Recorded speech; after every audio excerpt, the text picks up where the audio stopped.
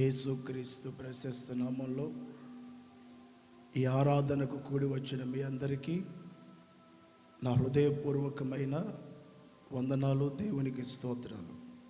హల్లెలూయా. రెండు చేతులు పైకెత్తి సంతోషంగా గట్టిగా హల్లెలూయా అని చెప్పండి. హల్లెలూయా.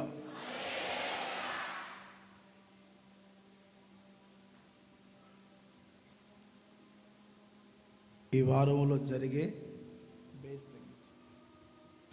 బైబిల్ ఉన్న వారందరూ ఇంకేమి డిస్టర్బ్ చేయదు. మీ బైబిల్ తెరచి యెషయా ప్రవచన గ్రంథం 54వ అధ్యాయం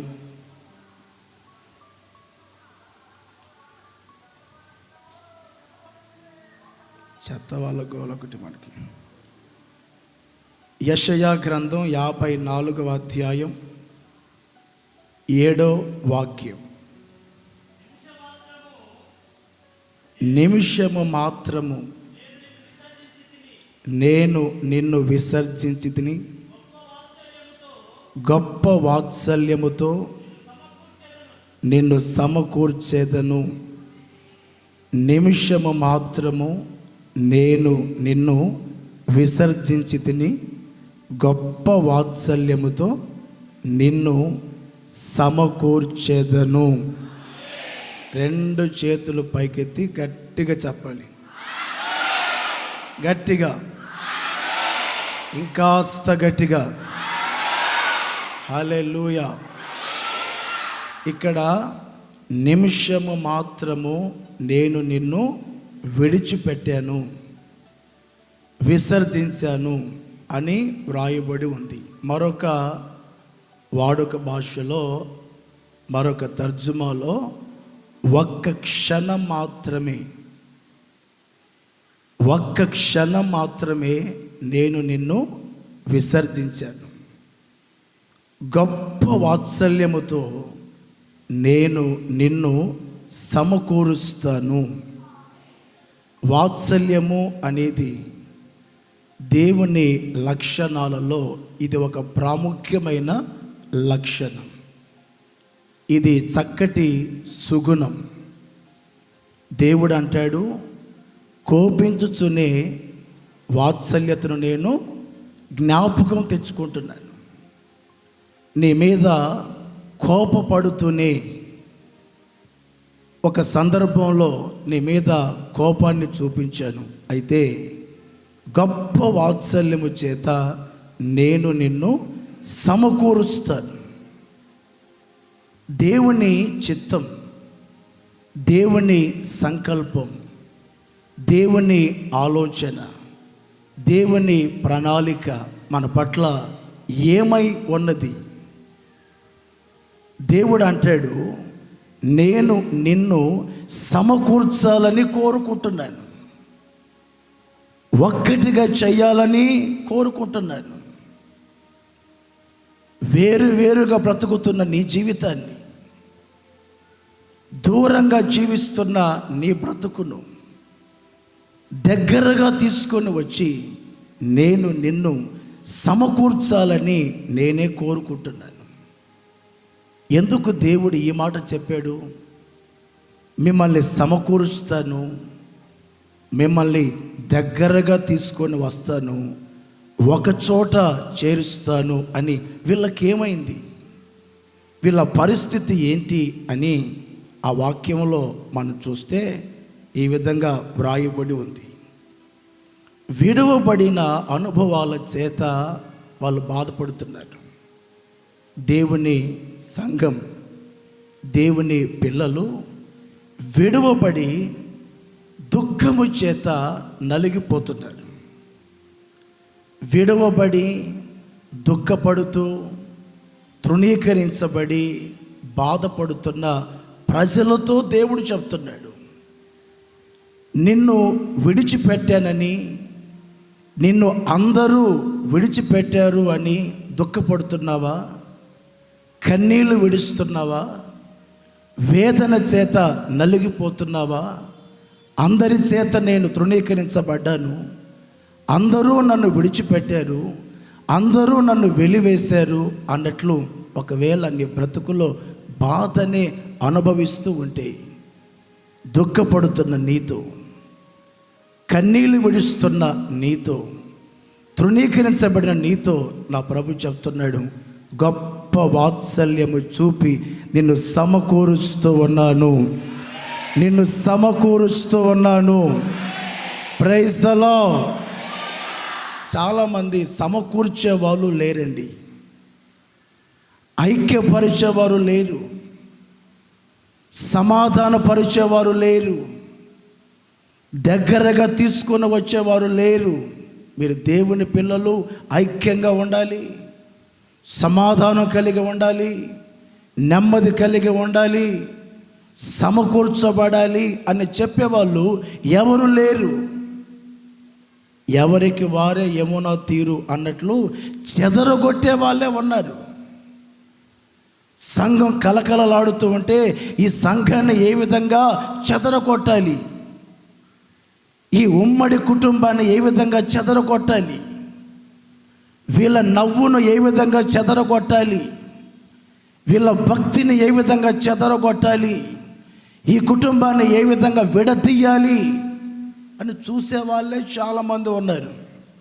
కానీ దేవుడు అంటాడు, నేను చెదరగొట్టే వాడిని కాదు, వెలివేసే వ్యక్తిని కాదు, చెదరిపోయిన నీ జీవితాన్ని సమకూర్చే దేవుణ్ణి.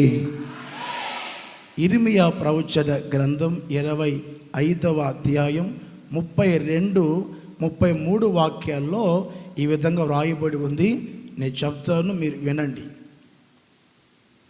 అక్కడ కొంతమంది ఏడుస్తున్నారు, కొంతమంది పారిపోతున్నారు. తలలు పైకెత్తి నా వైపు చూడాలి. మొత్తం చదివితే మీకు అర్థం కాదు, అందుకని నేను చెప్తున్నాను, మీరు శ్రద్ధగా ఆలకించండి. కొందరేమో ఏడుస్తున్నారు, తెగులును బట్టి కావచ్చు, మరణాన్ని బట్టి కావచ్చు, సమస్యను బట్టి కావచ్చు, కొందరు ఏడుస్తున్నారు. కొంతమంది ఆ బాధని తాళలేక, ఆ కష్టాన్ని తాళుకోలేక పారిపోతున్నారు. అయ్యో, ఈ శ్రమను తాళుకోలేకపోతున్నాం, ఈ ఉపద్రవాన్ని తాళుకోలేకపోతూ ఉన్నాం, మా వల్ల కావట్లేదు అని కొంతమంది పరిగెత్తి పారిపోతున్నారు, మరికొంతమంది ఏడుస్తున్నారు. వాక్యం అంటది, వారిని సమకూర్చేవారు ఎవ్వరూ లేరట.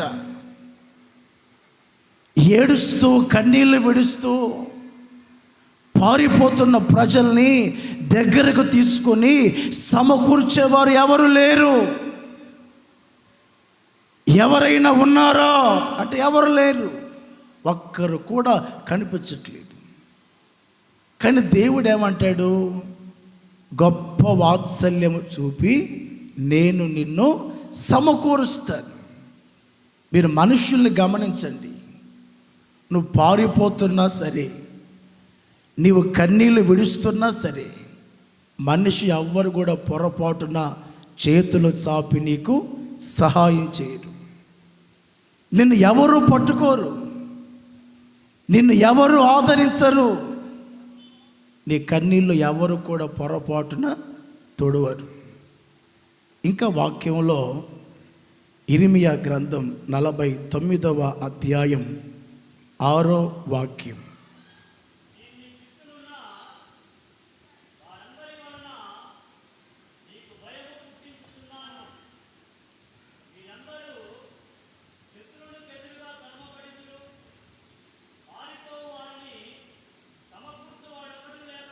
చూడండి ఇక్కడ, అక్కడేమో ఏడ్చే వారిని సమకూర్చేవారు ఎవరు లేరు, ఇక్కడ పారిపోవచ్చున్న వారిని సమకూర్చేవారు ఎవ్వరు లేరు. యేసయ్య ఈ లోకానికి ఎందుకు దిగి వచ్చాడు?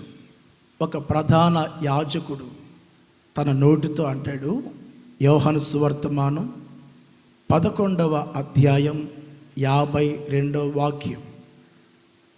యోహాను సువార్తమానం 11వ అధ్యాయం 52వ వాక్యం. యేసు ఆ జనము కొరకును, ఆ జనము కొరకు మాత్రమే కాక చెదరిపోయిన దేవుని పిల్లలను ఏకముగా సమకూర్చుటకును సావనయున్నాడని ప్రవచించెను. ఈ వాక్యాన్ని గమనించండి.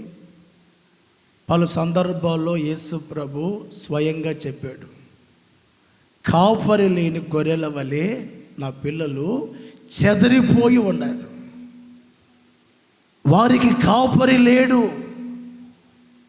నడిపించే నాయకుడు లేడు, భయం చెప్పే వ్యక్తి ఎవరు లేరు.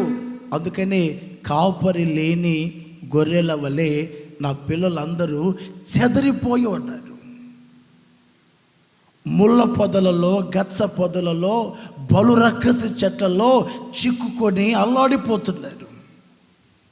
ఈ ముళ్ళ పొదలలో, గచ్చ పొదలలో చిక్కుకున్న నా గొర్రెల్ని, నా పిల్లల్ని, చెదిరిపోయిన నా మందని, చెదిరిపోయిన నా పిల్లల్ని నేను సమకూర్చాలి అని నా ప్రాణాన్ని క్రయధనముగా అర్పించాను. గట్టిగా చప్పట్లు కొడదాం ఒకసారి. ఆ టెంట్ కింద ఉన్న వాళ్ళు కూడా గట్టిగా చప్పట్లు కొట్టాలి. Praise the lord. దేవుడు చూడండి, చెదిరిపోయిన మనల్ని సమకూర్చాలి అని తన ప్రాణాన్ని దారబోసాడు, తన రక్తం అంతటిని దారబోసాడు. ఎందుకంటే నేను మిమ్మల్ని సమకూర్చాలి. ఏం చేయాలి? ఈరోజు మన వర్తమానం ఏంటి? సమకూర్చుట. ఎలా? గొప్ప వాత్సల్యము చూపి ఆయన మనల్ని సమకూరుస్తాడు. ఎందుకు దేవుడు మనల్ని సమకూరుస్తూ ఉన్నాడు? గొప్ప వాత్సల్యముతో నేను సమకూరుస్తాను అని వాగ్దానం చేశాడు కదా. ఎందుకు దేవుడు మనల్ని సమకూర్చాలి అని కోరుకున్నాడు? మొదటి మాట చెప్తున్నాను, గట్టిగా చప్పట్లు కొడదు.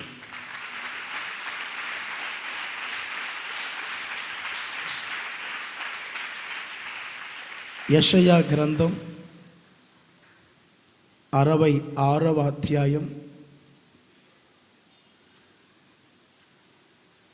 యెషయా గ్రంథం 66వ అధ్యాయం 18వ వాక్యం.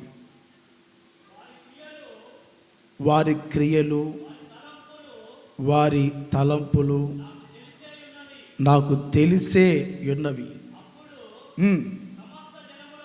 అప్పుడు సమస్త జనములను, ఆయా భాషలు మాట్లాడు వారిని సమకూర్చేదను.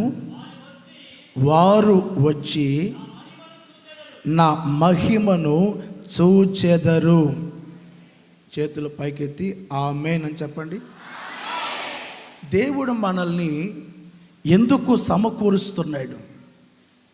గొప్ప వాత్సల్యముతో దేవుడు మనల్ని ఎందుకు సమకూరుస్తున్నాడు?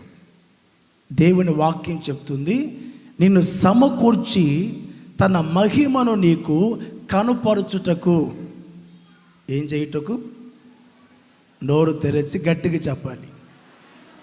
ఆయన మహిమను, ఆయన ప్రత్యక్షతను నీకు చూపాలి అని ఆయన సమకూరుస్తున్నాడు. ఎవరిని సమకూరుస్తున్నాడు? ఆ వాక్యంలో మీరు చదవండి. ఆయా భాషలు మాట్లాడు వారిని నేను సమకూరుస్తాను. నేను ఫలానా జాతి, నేను ఫలానా కులం, ఫలానా వర్గానికి సంబంధించిన వ్యక్తిని, నాది ఈ వర్గం, నాది ఆ జాతి, నాది ఈ మతం. మనల్ని దేవుడు ఎందుకు ఒక చోట సమకూర్చాడు? ఏక శరీరముగా ఎందుకు మార్చాడు? ఏక తాత్పర్యాన్ని, ఏక మనస్సును, ఏక భావాన్ని, ఏక సంఘముగా దేవుడు ఎందుకు కట్టాడు? మన దేహాలు వేరైనా, మన మనస్సు వేరైనా, మన భావాలు వేరైనా మనల్ని దేవుడు ఒక సంఘముగా సమకూర్చాడు. ఎందుకు సమకూర్చాడు అంటే ఆయన అంటాడు, నిన్ను ఊరకనే సమకూర్చలేదు, నిన్ను సరదాగా తీసుకొని వచ్చి మందిరములో స్థిరపరచలేదు. నీ ఎడల నాకు ఒక ఉద్దేశం ఉంది, నీ ఎడల నాకు ఒక సంకల్పం ఉంది. నా చిత్తం అంతటిని నీవు సంపూర్ణంగా తెలుసుకోవాలి. ఏంటి నీ చిత్తం, ఏంటి నీ సంకల్పం నా ఎడల అంటే దేవుడు అంటాడు, నా మహిమంతా నీ ఎదుట నేను కనుపరుస్తాను. నా మంచితనం అంతా నీవు తెలుసుకోవాలి, నా సుగుణాలు నీవు తెలుసుకోవాలి, నా ప్రేమ నీవు తెలుసుకోవాలి. గట్టిగా గట్టిగా చెప్పాలి. హల్లెలూయా, ప్రైజ్ ద లార్డ్. ఆయన మహిమను నీకు కనుపరచాలి అని, ఆయన ప్రభావమును నీకు కనుపరచాలి అని, ఆయన మంచితనం అంతా కూడా నీవు తెలుసుకోవాలి అని నిన్ను నన్ను ప్రభు సమకూరుస్తున్నాడు. ఎందుకు సమకూర్చాడు? దేవుని మహిమను మనం కన్నులారా చూడాలి, దేవుని ప్రత్యక్షతని కన్నులారా చూడాలి, మనుషుల్ని కాదు, పాస్టర్ గారి ముఖాన్ని కాదు. ఒక తల్లి నా దగ్గరకు వచ్చి, అయ్యా మీరు ఆరాధన చేస్తూ ఉంటే మొదట్లో ఏదో అదొక టైపుగా ఉన్నాను, నచ్చనట్టు, పట్టనట్టు, అంటనట్టు, మీరంటే కొంచెం అయిష్టంగా ఉన్నానయ్యా, ఎందుకో తెలియదు. కానీ మీరు ఆరాధన చేస్తున్నప్పుడు మీ వెనుక దేవుని మహిమను చూశాను, అప్పటి నుంచి మీ మీద నాకున్న అభిప్రాయమే మారిపోయింది. అంటే అప్పటి వరకు తనకి నా మీద ఒక అభిప్రాయం ఉంది, ఒక మనస్సు ఉంది.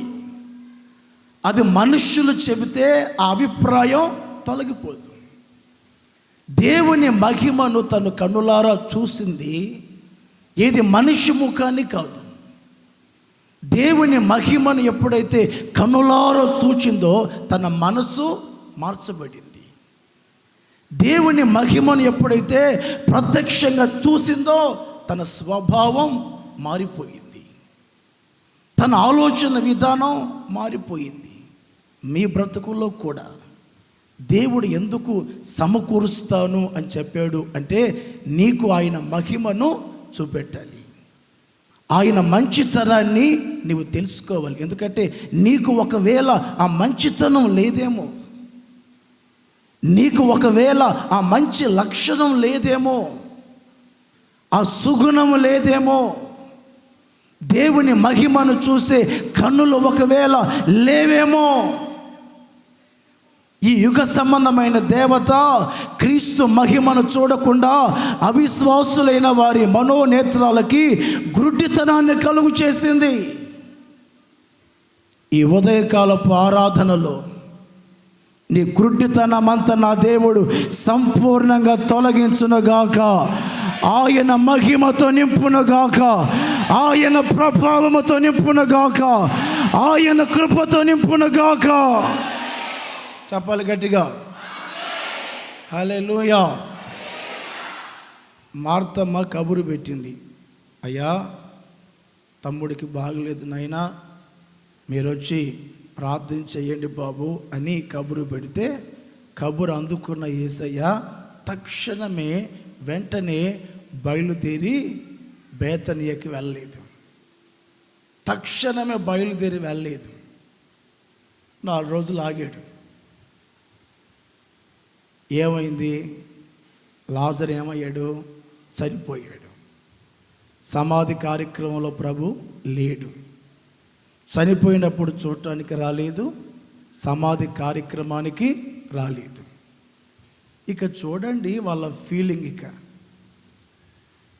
వాళ్ళ మనసు. యేసుక్రీస్తు అంటే చాలా ప్రేమ. ఎంత ప్రేమ అంటే ఒకరేమో కాళ్ళ దగ్గర కూర్చుంటారు, ఒకరేమో వంటగదిలో ఉంటారు. అంత ప్రేమ. ఆయన వాక్యం అన్నా, ఆయన మాటలన్నా, ఆయన ఉపదేశం అన్నా చాలా ఇష్టం. ఆయనకు వంట చేసి పెట్టడం ఇంకా ఇష్టం. అది పెద్ద భారంగా ఫీల్ కారు. చాలా ఇష్టంగా వంట చేసి పెడతారు, ఇష్టంగా వాక్యాన్ని వింటారు.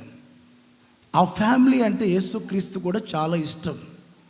మరి అంత ఇష్టపడిన కుటుంబంలో ఒక వ్యక్తికి అనారోగ్యం వస్తే ప్రభు వెళ్ళాలా? వెళ్ళలేదు. కనీసం సమాధి కార్యక్రమాలైనా ఉండాలా? ఉండలేదు. అంత అయిపోయిన తర్వాత యేసు ప్రభు ఆయన శిష్యులు బయలుదేరి ఆ ప్రాంతానికి వచ్చారు. పరిగెత్తుకుంటూ హడావుడి క్యాండిడేట్ మార్తమ్మ పరిగెత్తుకుంటూ ఆయన దగ్గరకు వచ్చి, నువ్వు కానీ ఇక్కడ ఉంటే మా తమ్ముడు చనిపోతాడా? ఆ ఇంటికి ఎప్పుడు పడితే అప్పుడు వచ్చేవాడివి, బిర్యానీ చేయమంటే చేసి పెట్టేవాళ్ళం, శుభ్రంగా తిన్నావు. చనిపోతే కనీసం చూడటానికి రాలేదు, సమాధి కార్యక్రమానికి రాలేదు, అనారోగ్యంతో ఉన్నప్పుడు ప్రార్థన చేయలేదు అన్నట్లుగా ఏడ్చింది. అప్పుడు ప్రభు ఏమన్నాడు? మార్తా, నా యందు విశ్వాసం ఉంచువాడు చనిపోయినా బ్రతుకుతాడు. పునరుత్థానమును నేనే, జీవాన్ని నేనే. అంటే నాకు తెలుసయ్యా లేఖను, అంత్య దినములలో నువ్వు లేపుతావు, ఇప్పుడు లేపలేవు నాయన, అప్పుడు లేపుతావు. అద్భుతాలు ఇప్పుడు కాదు అప్పుడే, స్వస్థతలు ఇప్పుడు కాదు అప్పుడే, అప్పుడు లేపుతావని తెలుసయ్యా, ఇప్పుడు కదా కావాల్సింది అన్నట్లు మాట్లాడింది. ఎంతైనా మార్తమ్మకి ప్రభు అంటే చాలా ప్రేమ. వాక్యం వినదు కానీ, వాక్యం సక్రమంగా విందు కానీ ప్రభు అంటే చాలా ప్రేమ, ఇంట్రెస్ట్ ఎక్కువ. పరిగెత్తుకుంటూ వెళ్ళింది, ఏడ్చింది. మరియమ్మకి ఈగో ఎక్కువ, ఈగోయిస్ట్ మరియమ్మ. వాక్యం బాగా వింటది కానీ ఆత్మీయ గర్వం. ప్రభు అక్కడికి వచ్చి నా ఇంట్లో నుంచి బయటకు కూడా రాలా. మార్తమ్మ పరిగెత్తుకుంటూ వచ్చి ఆయన్ని పలకరించింది, మాట్లాడింది. ఈమె లోపలే ఉంది. ఎందుకని? రోగంతో ఉన్నప్పుడు రాలేదు, చనిపోయిన తర్వాత రాలేదు, సమాధి కార్యక్రమానికి రాలేదు, ఏం పాస్టర్ అయినా, ఏం సేవకుడైనా హాస్పిటల్లో ఉంటే రాలేదు, ప్రార్థన కూడా చేయలేదు. ఇంత దౌర్భాగ్యమైన జీవితం మా జీవితం అన్నట్లుగా ఇంట్లోనే కూర్చొని బయటికి రాలేదు. మార్తమ్మ వచ్చి, అమ్మాయి మరియా, ప్రభు వచ్చాడు. వస్తే రానిలే, నాకేమైందే, ఆయన వస్తే లేచి వెళ్ళాలో బయటికి, ఇప్పుడు నేనేం రాను. కాదమ్మా, ప్రభు వచ్చాడని చెప్తే అప్పుడు ముసుకేసుకొని వచ్చి, ప్రైజ్ లాడ్ అయ్యా, ప్రైజ్ లాడ్, ఎందుకు వచ్చావు అన్నట్టు, ప్రైజ్ లాడ్ అయ్యా అని అక్కడికి వెళ్ళి ఆమె కూడా ముసలి కన్నీళ్ళు గార్చింది. అప్పటికే చాలామంది ప్రభు వస్తున్నాడు అన్న విషయాన్ని తెలుసుకొని చాలామంది ఆ చోట సమకూర్చబడి ఉన్నారు. యూదులు వచ్చారు, బంధువులు, రక్త సంబంధికులు చాలామంది అక్కడికి వచ్చి ఆడ సమకూర్చబడి ఉన్నారు. ప్రభు ఆ సమాధి ఎక్కడ అంటే పలానా చోట అంటే అక్కడికి వచ్చాడు. ఆయన అక్కడికి వచ్చి మార్తమ్మ ఏడుస్తుంది, మరియ ఏడుస్తుంది, యూదులు కొంతమంది బాధపడుతున్నారు. ఆయన ఇవన్నీ చూసి కన్నీళ్ళు విడిచాడు. కొంతమంది ఏమంటారంటే, ఈయన అద్భుతాలు చేశాడు, ఆశ్చర్యమైన కార్యాలు చేశాడు, లాజర్ని లేపుతాడు అని కొంతమంది. మరి కొంతమంది చనిపోయిన వ్యక్తిని ఎలా లేపుతాడో, ప్రాణం లేదు, సమాధి కార్యక్రమం కూడా అయిపోయింది, 4 రోజులు అవుతుంది, ఎలా లేపుతాడు అని అక్కడికి వెళ్ళి సమాధి దగ్గరికి వెళ్ళి రాయిని కొంచెం తీయండి అన్నాడు. వెంటనే మార్తమ్మ అందుకొని, అయ్యా వద్దు నాయనా, వద్దయ్యా, కంపు కొడతాడయ్యా మా తమ్ముడు, వాసన వస్తుందయ్యా, వద్దు అని చెప్పింది. వెంటనే రాయి దొర్లించి ఆయన ప్రార్థన చేస్తూ ఆ ప్రార్థనలు అంటాడు, నీ మహిమను వీరంతా కన్నులార చూడాలి, కన్నులార చూడాలి, తండ్రి, నీవు నాకు తోడుగా ఉన్నావని, నా ప్రార్థన ఆలకిస్తున్నావని, నీవే నన్ను ఈ లోకానికి పంపావని వీరంతా తెలుసుకునేటట్లు ఇప్పుడు ఒక అద్భుతమైన కార్యాన్ని చేయండి. నీ మహిమను చూడాలి ఈ ప్రజలు అని లాజరుని పిలిచిన వెంటనే ఆ లాజరు దిక్కున లేచి బయటకు వచ్చాడు. Praise the lord. ఇక్కడ చనిపోయిన లాజరు బయటకు రావటం కాదు, కానీ సమకూర్చబడిన వ్యక్తులందరూ ఆయన మహిమను కన్నులారా చూశారు. ఇప్పుడు కూడా గట్టిగా చప్పట్లు.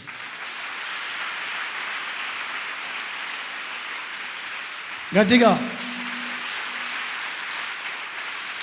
Praise the lord.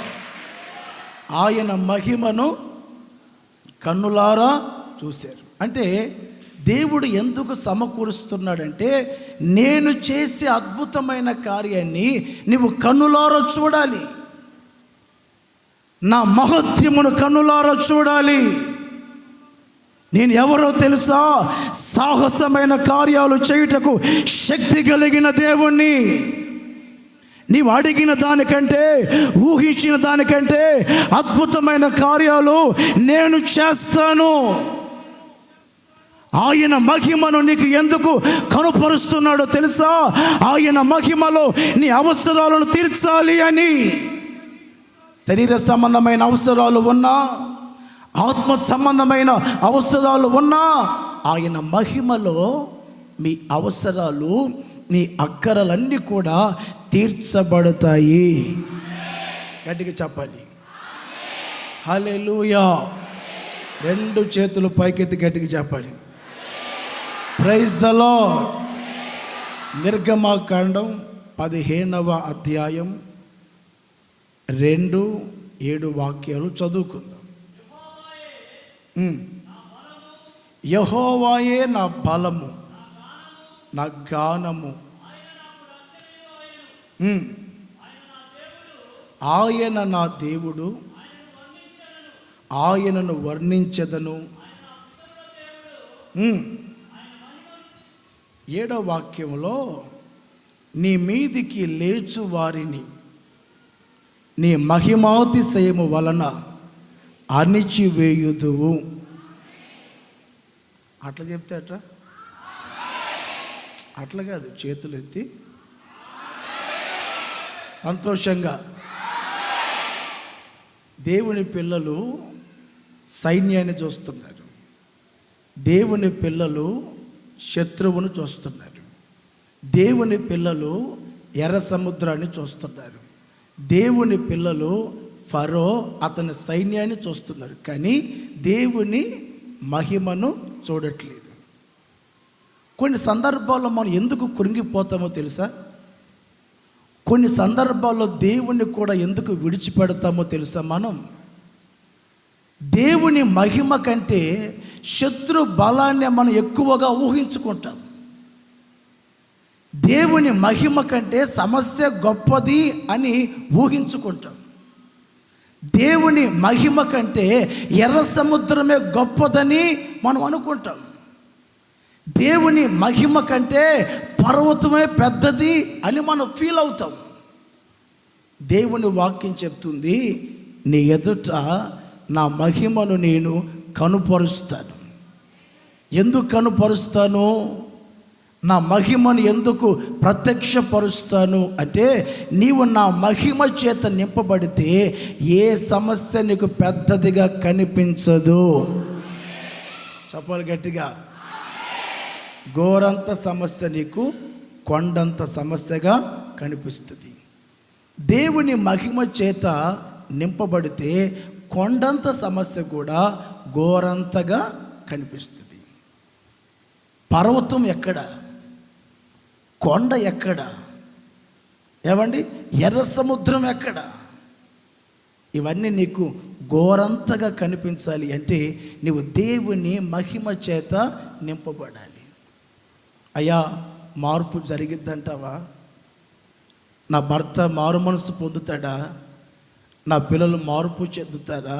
విగ్రహారాధనలో ఉన్నారయ్యా, శాపంలో ఉన్నారయ్యా, దేవుడు వారిని మారుస్తాడా? దేవుడు రక్షిస్తాడా, సన్నిధికి తీసుకొని వస్తాడంటావా? నేనైతే మార్పు చెందాను, నేనైతే ప్రభు రక్తం చేత కడగబడ్డాను. నా పిల్లల్ని ప్రభు నడిపిస్తాడా, నడిపించాడా? మా పెద్ద అబ్బాయి ఇంకా మారు మనసు పొందలేదయ్యా. మా చిన్న అబ్బాయి ఇంకా యేసు రక్తము చేత కడగబడలేదు బాబు. నా బంధువులంతా ఇంకా విగ్రహారాధనలో ఉన్నారయ్యా. దేవుడు చేస్తాడా?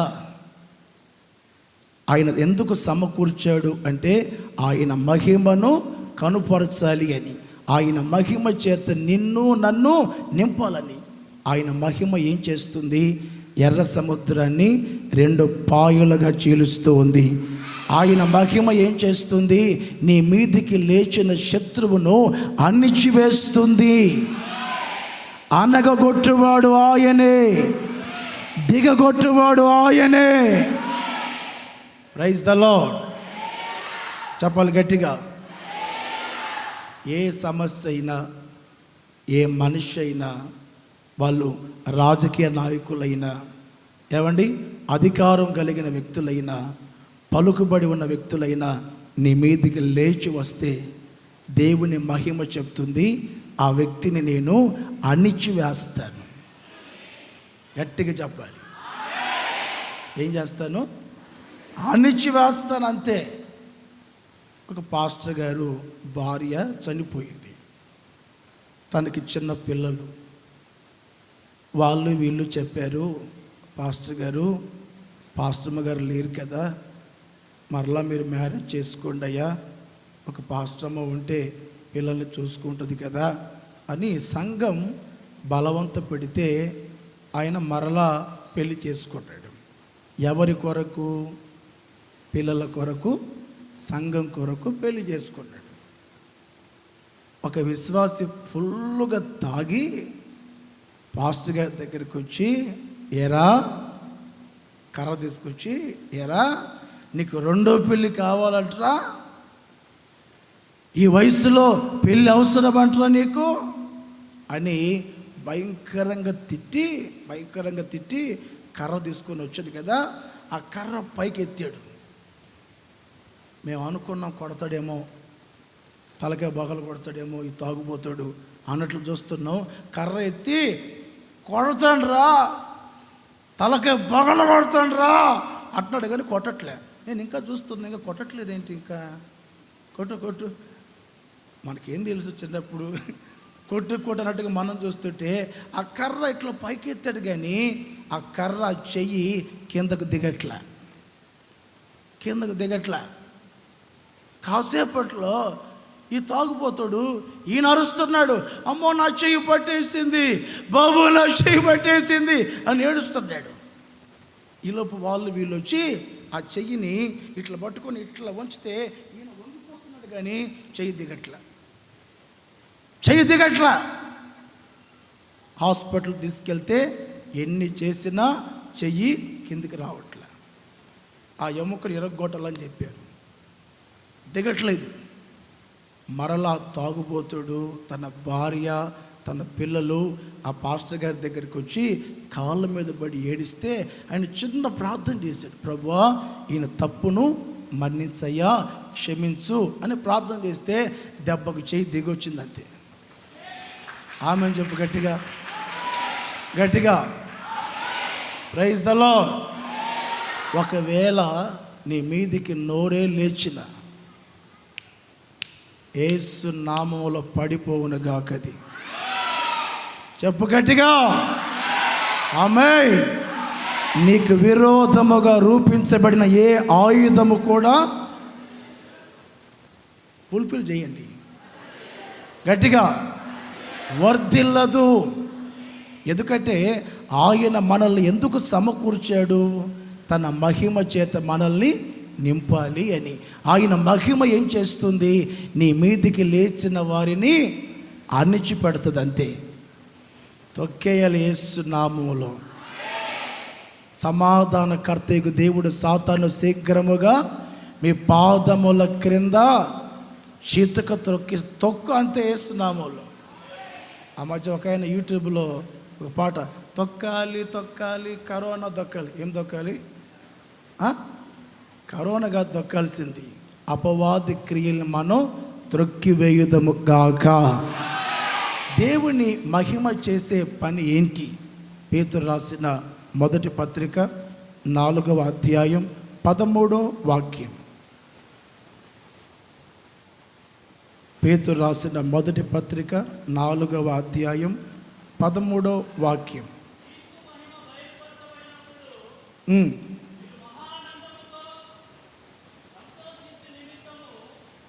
ఇక్కడ ఈ వాక్యాన్ని గమనించండి.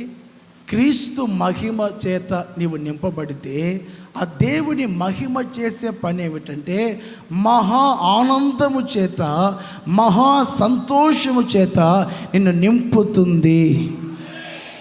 చేతులు పైకెత్తి చెప్పమని చెప్పాను కదా. బయట ఉన్న వాళ్ళు కూడా గట్టిగా. ఒక అమ్మాయి బర్త్డే అని వచ్చింది. అన్నయ్య మీరు ప్రార్థన చేయండి, కేక్ కట్ చేయండి అని. ఆ అమ్మాయి ముఖం చూస్తే ఆ అమ్మాయి ముఖంలో సంతోషం లేదు, ఆ అమ్మాయి ముఖంలో ఆనందం లేదు. మంచి డ్రెస్ వేసుకుంది, మంచి సెల్ ఫోన్ పట్టుకొని వచ్చింది, మంచి స్కూటీ ఉంది, పెద్ద కేక్ ఉంది, దాని మీద ఫోటో ఉంది, అంత బాగుంది. కానీ ఏం లేదు, సంతోషం లేదు, ఆనందం లేదు. డబ్బు తక్కువ, డబ్బు ఉంది. ఆస్తి తక్కువ, ఇల్లు లేదా, అన్నీ ఉన్నాయి. నేను అడిగాను, ఏంటమ్మాయి ఎందుకు డల్గా ఉన్నావు, ఏమైంది? మంచి డ్రెస్ వేసుకున్నావు, మంచి కేక్ తీసుకొని వచ్చావు, మంచి సెల్ ఫోన్ ఉంది, ఐఫోన్. ఏ ఫోను? ఐఫోన్ ఉంది, అన్నీ ఉన్నాయి కదా. అన్నీ ఉన్న నీ ముఖంలో ఎందుకు సంతోషం లేదు? కొంతమంది మందిరానికి వస్తారు, బైబిల్ తీసుకొని కుంకుడికాయలతో స్నానం చేసి, ఆల్ క్లియర్తో స్నానం చేసి, పాన్స్ పౌడర్ రుద్దుకొని వస్తారు. కానీ ఇక్కడ కూర్చున్న దగ్గర నుంచి ప్రార్థన అయిపోయేంత వరకు కుక్క మొత్తం దోసకాయలాగా పెట్టుకుని అదో రకం కూర్చుంటారు. Praise lord. వాళ్ళకి సంతోషం ఉండదు. ఏముండదండి? ఆ వాక్యం చెప్పేటప్పుడు కూడా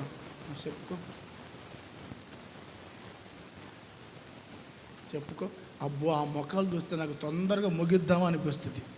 మీరు కాదు, మీరంతా బంగారం. గట్టిగా చెప్పాలి. సంతోషం లేదండి, అసలు ఆనందం లేదు. దగ్గర తీసుకొని ఏంటమ్మా అంటే నాకు తండ్రి లేడన్నా అని చెప్పి ఏడ్చింది. ఈ శుభ సందర్భంలో మా నాన్న నాతో ఉంటే ఎంత సంతోషంగా ఉండేది. మా నాన్నగారు లేరు. సంవత్సరం కిందట మా నాన్న చనిపోయాడు. నాకు నాన్న లేడమ్మా, నీకు లేడు, ఇద్దరు సేమ్ అని దగ్గర తీసుకొని ప్రార్థన చేసి ఆ కేక్ కట్ చేశానండి. అయిపోయిన తర్వాత ఆ అమ్మాయి ముఖం దీపావళి పండగకి స్విచ్బోర్డులు వెలిగిస్తారే, టప్ప టప్ప టప్ప టప్ప పైకి లేస్తుంది. ఒకసారి అయిపోయిన వెంటనే ఆ అమ్మ ఎంత సంతోషపడిందంటే అంత సంతోషించింది. దేవునికి స్తోత్రం కలుగును గాక. వాళ్ళ అమ్మ అంటది, సురేష్ అన్న డ్రెస్ కొని పెట్టిన, ఫోన్ కొనిచ్చిన, డబ్బులు ఇచ్చిన, ఎన్ని చేసినా ఈ అమ్మాయికి సంతోషం. మీ దగ్గరకు వచ్చిన వెంటనే ఈ సంతోషం ఎలా వచ్చింది? అమ్మ నాలో ఏం లేదమ్మా, నాలో ఏం లేదు. దేవుని సన్నిధికి వచ్చారు. దేవుని సన్నిధిలో ఆయన మహిమ ఉంది. ఆ మహిమ నిన్ను కమ్ముకుంటుంది, ఆ మహిమ నిన్ను ఆవరిస్తూ ఉంది. నీ దుఃఖాన్ని సంపూర్ణంగా తొలగిస్తూ ఉంది.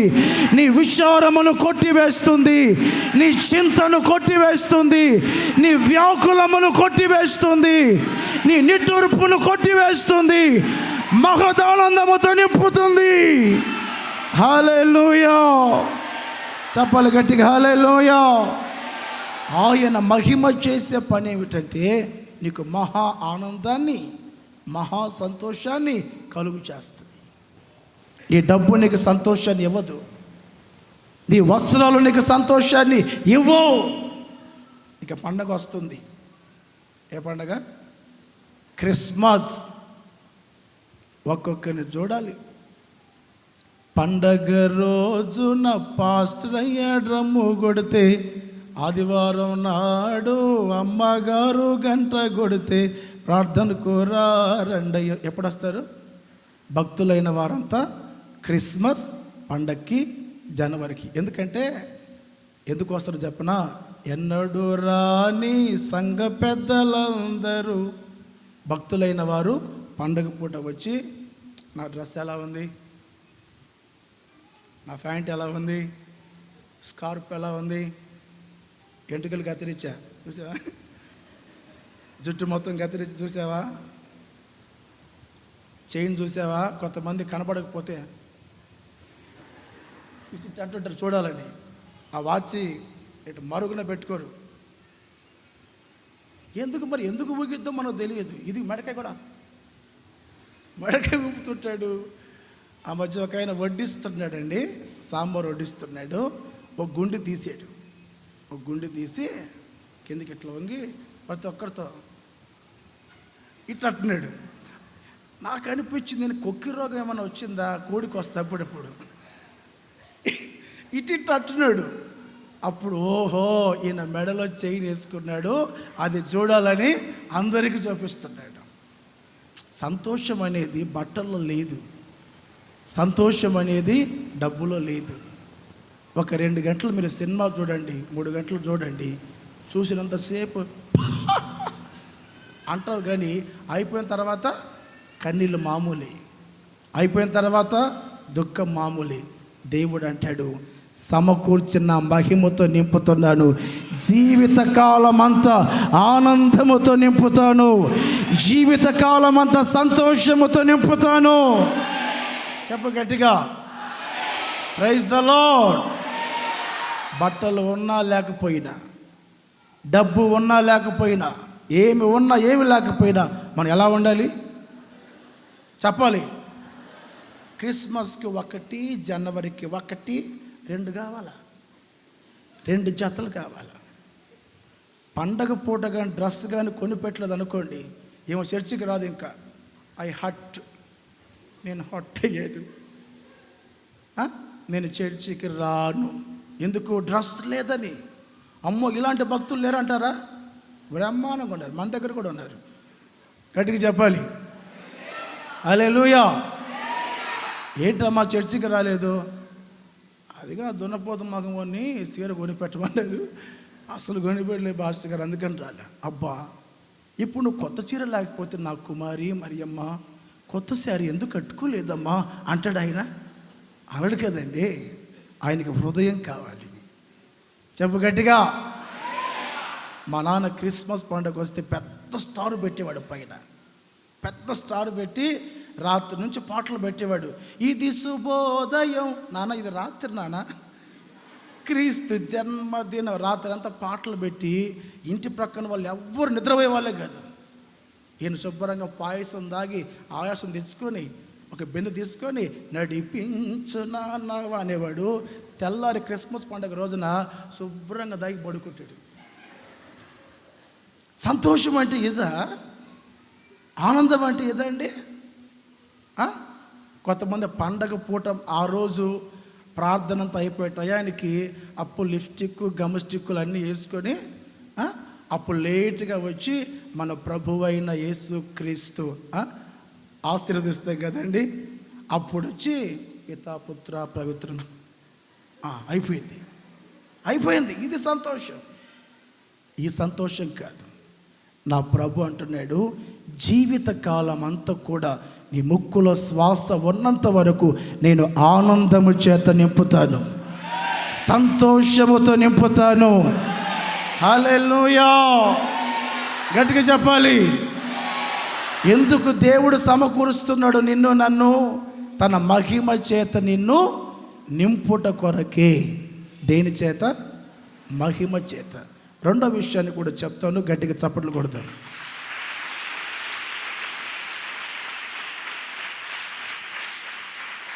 ఇర్మియా ప్రవచన గ్రంథం 23వ అధ్యాయం. ఇర్మియా ప్రవచన గ్రంథం 23వ అధ్యాయం 3వ వాక్యాన్ని చదువుకుందాం.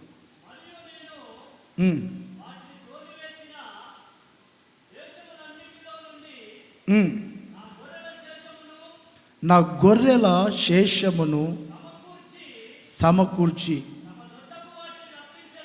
తమ దొడ్లకు వాటిని రప్పించదను.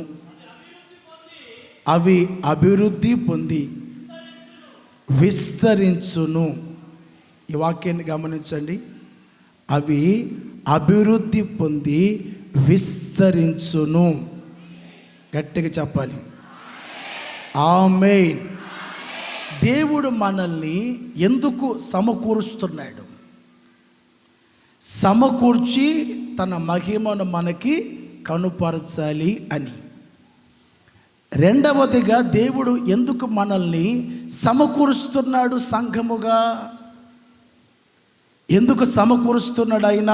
వాక్యం చెప్తుంది, మీరు అభివృద్ధి చెంది మీరు విస్తరించబడాలి. చేతులు పైకెత్తి గట్టిగా చెప్పాలి, హల్లెలూయా, హల్లెలూయా. తోలివేసిన దేశములన్నిటిలో నుండి నా గొర్రెల శేషమును సమకూర్చి తమ దొడ్లకు వాటిని రప్పించదను. అవి అభివృద్ధి పొంది విస్తరించును. దేవుడు చెప్తున్నాడు, సమకూర్చిన నా గొర్రెలను నా దొడ్డికి రప్పిస్తాను. సమకూర్చిన నా ప్రజల్ని నా సంఘములోకి తీసుకొని వస్తాను. ఎంతమంది అయితే దేవుని సన్నిధికి దూరమైపోయారో, ఎంతమంది ఆయన సన్నిధికి దూరమై బ్రతుకుతూ ఉన్నారో, వారందరినీ మరలా నా దేవుడు ఇక్కడికి సమకూర్చునుగాక, నడిపించునుగాక. చాలామంది అంటారు, ఈ హోసన్న ప్రార్థన మందిరానికి గడిచిన 10 సంవత్సరాల నుంచి వస్తున్నాం. ఈ హోసన్న మందిరానికి గడిచిన 20 సంవత్సరాల నుంచి వస్తున్నాం. దేవుడు ఎందుకు సమకూర్చాడు? అభివృద్ధిని కలుగు చేసి విస్తరించాలి అని కదా. మరి అభివృద్ధి ఏదయ్యా? విస్తరణ ఎక్కడా? మేము ప్రబలింది ఎక్కడా? మేము అన్ని విషయాల్లో చెదరిపోతున్నాం, కానీ అభివృద్ధి అనేది మా ఇంట వంట మా ఆత్మీయ జీవితంలో పొరపాటును కూడా కనిపించట్లేదే. చెదిరిపోయే అనుభవాలే ఎక్కువగా కనిపిస్తున్నాయి, కానీ అభివృద్ధిని చూడలేకపోతున్నాం, ఆశీర్వాదాన్ని చూడలేకపోతున్నాం, విస్తరణ అనేది అసలు కలగట్లేదు. మరి దేవుడు సమకూర్చిందేమో ఆశీర్వదించాలని, దేవుడు సమకూర్చిందేమో విస్తరింప చేయాలని, మరి విస్తరణ ఎందుకు కలగట్లేదు? చదవండి, ఆదికాండం 41వ అధ్యాయం 52వ వాక్యం. ఆదికాండం 41వ అధ్యాయం 52వ వాక్యం. నాకు బాధ కలిగిన దేశమందు దేవుడు నన్ను అభివృద్ధి పొందించనని చెప్పి రెండవ వానికి ఎఫ్రాయిము అనే పేరు పెట్టెను. తళ్ళు పైకెత్తాలి.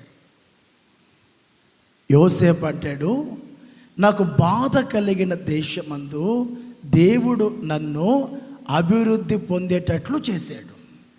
తలలు పైకెత్తి జాగ్రత్తగా వాక్యాన్ని ఆలకించాలి.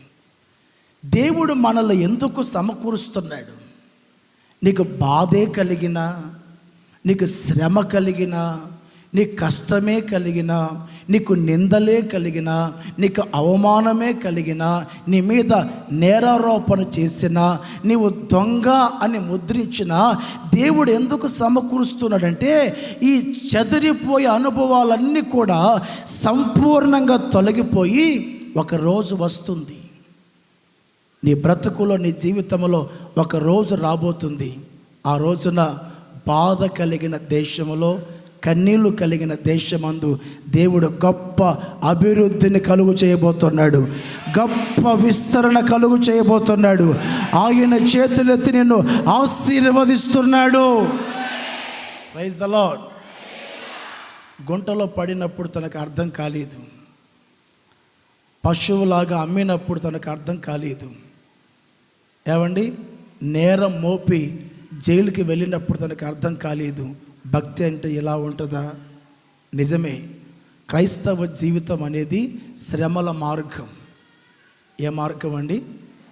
శ్రమల మార్గం. ఇది పూల పాన్పు కాదు, సుఖభోగం కాదు. భక్తి అనేది శ్రమల మార్గం. కొట్టబడినప్పుడు, ఏమండి, గుంటలో పడేసినప్పుడు, అమ్మినప్పుడు, జైలుకి వెళ్ళినప్పుడు నిజంగా దేవుడు నాతో ఉన్నాడా అన్న ప్రశ్న కూడా కలుగుతుంది. దేవుడు నాకు తోడుగా ఉంటే ఇలా జరుగుతుందా అన్న ఆలోచనలు కూడా వస్తాయి.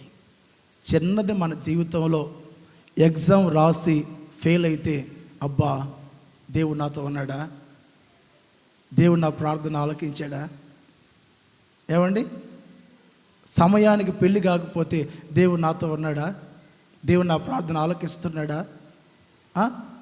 డబుల్ బెడ్రూమ్ కూడా రాలేదు, ఇంకా మాకు మంచి హౌస్ కూడా రాలేదు, దేవుడు మాతో ఉన్నాడా. ఇంకా పిల్లలు పుట్టలేదు, దేవుడు మాతో ఉన్నాడా. చాలామందికి డౌట్, ఈ ప్రశ్నలు కలుగుతాయి. దేవుడు ఎందుకని శ్రమల మార్గం కూడా నడిపిస్తున్నాడు అంటే, నిన్ను సమకూర్చి దొడ్డిలో చేర్చి ఒక రోజున గొప్ప అభివృద్ధిని కలుగు చేయాలని. వృద్ధి ఎవరు కలుగు చేస్తారు? వృద్ధి అనేది, అభివృద్ధి అనేది ఎవరు కలుగు చేస్తారు? మనుషుల, పాస్టర్ గారా, సంఘ పెద్దన, సంస్థన? నిన్ను అభివృద్ధి పరిచేది ఎవరు? చదవండి, కొరింథీయులకు రాసిన మొదటి పత్రిక 3వ అధ్యాయం. కొరింథీయులకు రాసిన మొదటి పత్రిక 3వ అధ్యాయం 6-7 వాక్యాలు. నేను నాటి తిని, అపోలో నీళ్లు పోసెను, వృద్ధి కలుగు చేసిన వాడు దేవుడే. కాబట్టి వృద్ధి కలుగు చేయు దేవునిలో కానీ నాటు వానిలోనైనను నీళ్లు పోయు వానిలోనైనను ఏమీ లేదు. తలలు పైకెత్తి నా వైపు చూడాలి. మనకు సమస్య వచ్చినప్పుడు సురేష్ పాస్టర్ గారికి ఫోన్ చేద్దాం, కాంతారావు పాస్టర్ గారికి ఫోన్ చేద్దాం, రాజన్నకి ఫోన్ చేద్దాం, టైటస్ అన్నకి ఫోన్ చేద్దాం, విజయ్ గారికి ఫోన్ చేద్దాం అని ఒక్కరికి కాదు. సురేష్ అన్న ప్రార్థన గట్టిగా ఉంటుందా, విజయ్ అన్న ప్రార్థన గట్టిగా ఉంటుందా? వరుస పెట్టి ఫోన్లు కొట్టాలి. ఇక వరుస పెట్టి హోసన్న వాళ్ళకు మనం ఫోన్ చేసాం, జీసస్ కాల్స్ చేయండి, ఓకే రైట్. పెంతెకోస్తుకు చేయండి, చేయండి. ఎంతమందికి? 10 మంది పాస్టర్లకు ఫోన్ చేయించుకొని ప్రార్థన. అయినా ఈ మనిషికి ఏమాత్రం ఎదుగు పొదుగు ఏం ఉండదు, విస్తరణ ఏం ఉండదు. ఈ సంఘం బాగలేదని ఆ సంఘం బాగలేదని ఈ సంఘం, ఇక్కడ నాటబడితే మనం ఎదగలేదు అని ఇంకో చోటికి, అక్కడి నుంచి మరలా ఇంకో చోటికి. దేవుని వాక్యం చెప్తుంది, సంఘాల్లో ఏమి లేదు, సేవకుల్లో ఏమి లేదు. వృద్ధిని కలుగు చేయువాడు దేవుడే, అభివృద్ధిని కలుగు చేయువాడు దేవుడే, నీ ఆత్మను పోషించువాడు దేవుడే. ఎందుకు దేవుడు సమకూర్చాడు నిన్ను?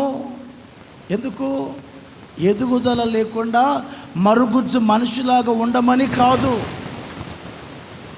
ప్రియుడా, నీ ఆత్మ వర్ధిల్లుచున్న ప్రకారం నీవు అన్ని విషయములలో వర్ధిల్లాలి. ఇందుకొరకు దేవుడు నిన్ను సమకూర్చాడు. నువ్వేం చేస్తున్నావు? నా ప్రాణమా తినుము, నా ప్రాణమా తాగుము, నా ప్రాణమా తలకు పోసుకోము, నా ప్రాణమా సుఖించు. ఇదే తప్ప ఆత్మీయ జీవితంలో అభివృద్ధి ఉందా?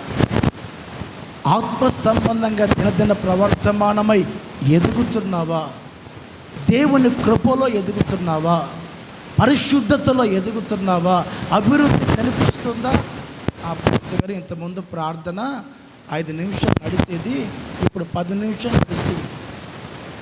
ఎక్కడి దాకా? ఇంతకుముందు 5 నిమిషాలు నడిచేది, ఇప్పుడు 10 నిమిషాలు నడుస్తుంది. అమ్మ టైర్లు ఏమన్నా మార్చావా అన్న. టైర్లు మారిస్తే బాగా నడిచింది కదా ప్రార్థన, మార్చావంటే లేదు పాస్టర్ గారు, కొంచెం ఉపవాసం ఉండి ప్రార్థన చేస్తారు. ఇంతకుముందు 5 నిమిషాలు, ఇప్పుడు 10 నిమిషాలు. 3 లక్షల అప్పు ఉంది, 30 నిమిషాలు కూడా ఈ మనిషి ప్రార్థన చేయలేదు. ఇది అభివృద్ధేనా?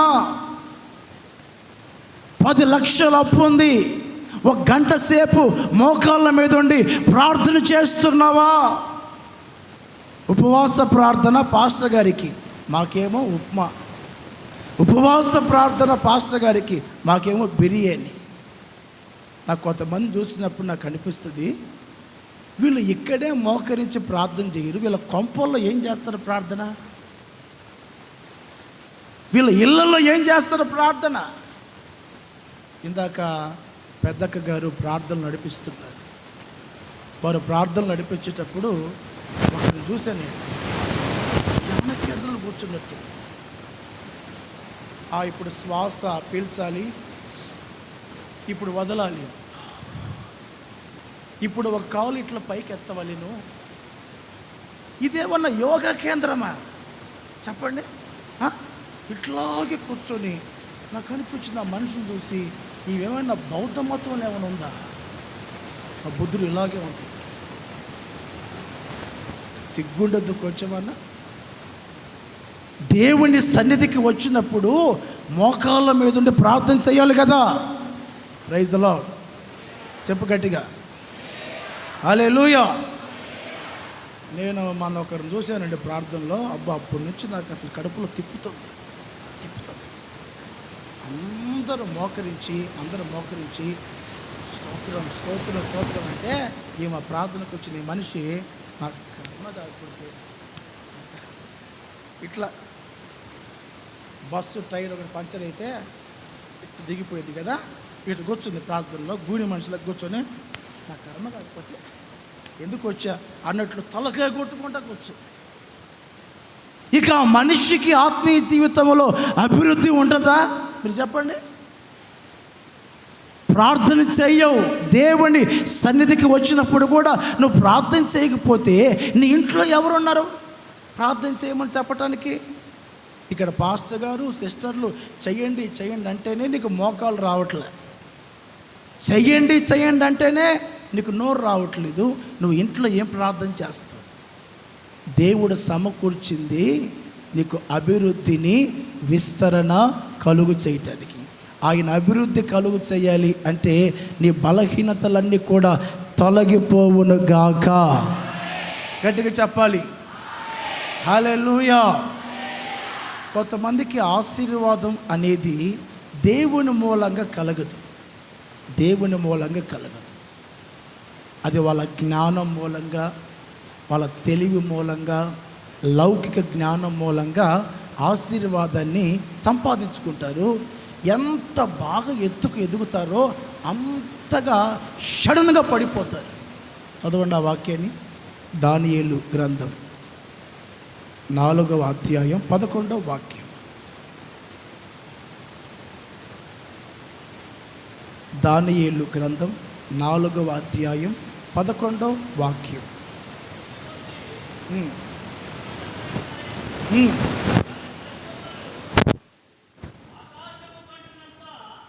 ఆకాశము అంటునంతగా ఎత్తుగాను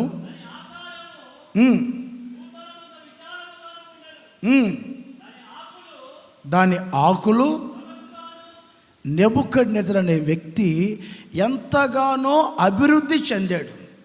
తనలు పైకెత్తి నా వైపు చూడాలి. ఎంతగానో అభివృద్ధి చెందాడు. అందరూ అనుకున్నారు ఈ రాజుగారు ఉన్నతమైన స్థానంలో ఉన్నాడు, అబ్బో ఇంత అభివృద్ధి, అబ్బో ఇంత ఆశీర్వాదం, అబ్బో ఇంత ఘనత, ఇంత హోదా అన్నట్లు అందరూ చూస్తూ ఉండగానే వెంటనే పతనం స్టార్ట్ అయింది. ఏమైంది? వెంటనే పతనం స్టార్ట్ అయింది. నీ డబ్బు ద్వారా, నీ జ్ఞానం ద్వారా, నీ తెలివి ద్వారా, ఏమండి మనుషుల ద్వారా సంపాదించుకున్న అభివృద్ధి అయితే, సంపాదించుకున్న ఆశీర్వాదమే అయితే హవ్వ ఒక మాట చెప్తుంది, నేను ఒక మనుషుని సంపాదించుకున్నాను, నేను సంపాదించుకున్నాను అంది. ఆడు నరహంతకుడుగా మార్చబడ్డాడు. నీవు సంపాదించుకోవటం కాదు, ఈ ఉద్యోగం నేను సంపాదించాను, ఈ చేతి పని నేను సంపాదించాను, ఈ వ్యాపారం నేను సంపాదించాను, ఈ పిల్లల్ని నేను సంపాదించాను, ఈ ఇల్లు నేను కట్టాను అనొద్దు. నువ్వు సంపాదించుకుంటే కుప్పలా కూలిపోతుంది. నీ జ్ఞానం మూలం కలిగిందైతే కుప్పలా కూలిపోతుంది, ఎందుకు పనికిరాదు. అభివృద్ధి అనేది, ఆశీర్వాదం అనేది దేవుడే కలుగు చేస్తే అది నిరంతరము నిలిచి ఉంటుంది. గట్టిగా చెప్పాలి హల్లెలూయా. అది శరీర సంబంధంగా కానీ ఆత్మ సంబంధంగా కానీ దేవుడు ఆశీర్వదిస్తే ఆ ఆశీర్వాదాన్ని ఎవ్వడు కూడా పొరపాటున తీసివేయలేడు. అది నిరంతరము నిలిచి ఉంటుంది. మనలో ఒకవేళ శ్రమ పెట్టే కొలది, నిర్గమకాండం 1వ అధ్యాయం 7వ వాక్యం, నిర్గమకాండం 1వ అధ్యాయం 7వ వాక్యం.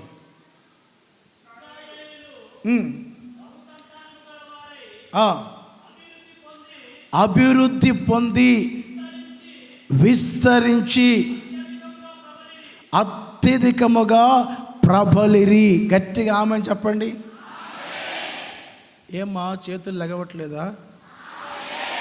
సంఘమా చేతులు పైకెత్తండి గట్టిగా.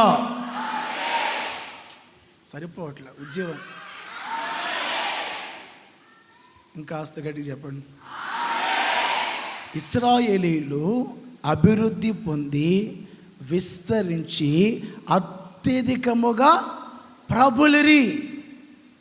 ఎప్పుడు ప్రబలారు వారు? ఎప్పుడు విస్తరించబడ్డారు?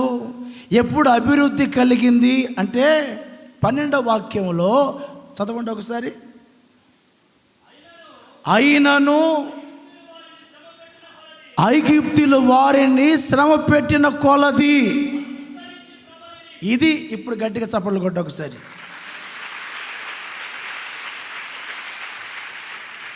ఏమండి ఒక మాట చెప్పనా, నాకు ఏ కష్టం రానంత వరకు నేను హ్యాపీగా ఉంటా.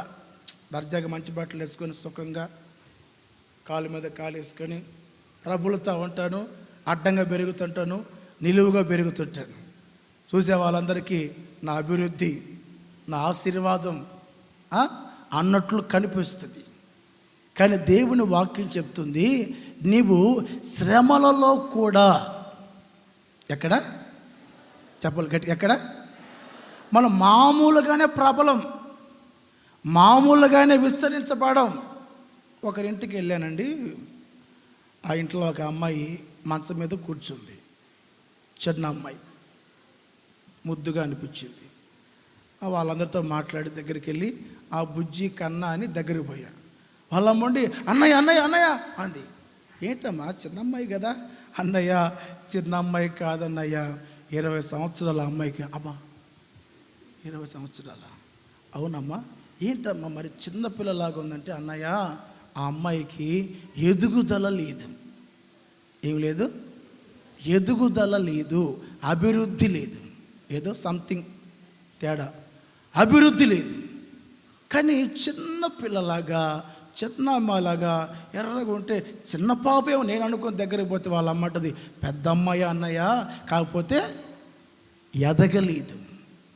చాలామంది విశ్వాసులు చూడటానికి చక్కగా ఆత్మీయుల్లాగా, పెద్ద బైబిలు, పెద్ద ముసుగు, స్తోత్రం స్తోత్రం, మంచిగా దశంభాగం ఇవ్వటం, మంచి కానుకలు ఇవ్వటం, పాస్టర్ గారు ఏదైనా పని చెప్తే అసలు రాకపోవటం, పాస్టర్ గారు ఫోన్ చేసినా ఎత్తకపోవటం, పరిచర్య మాదేముందిలే అమ్మా, చేసేవాళ్ళు తెస్తానే ఉంటారు, మేము చూస్తానే ఉంటాం. నువ్వు చూస్తానే ఉంటావు, నీ బతుకు అంతే. ఇక నా బిడ్డలందరూ బంగారు, మిమ్మల్ని ఒక్క మాట కూడా అనను నేను.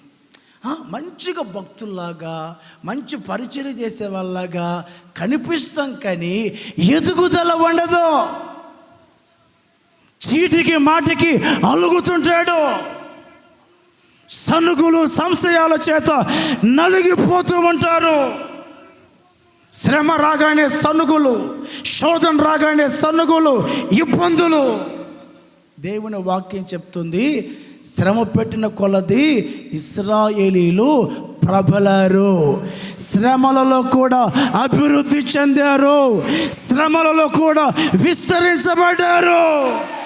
ఆమె చెప్ప గట్టిగా, గట్టిగా చెప్పాలి.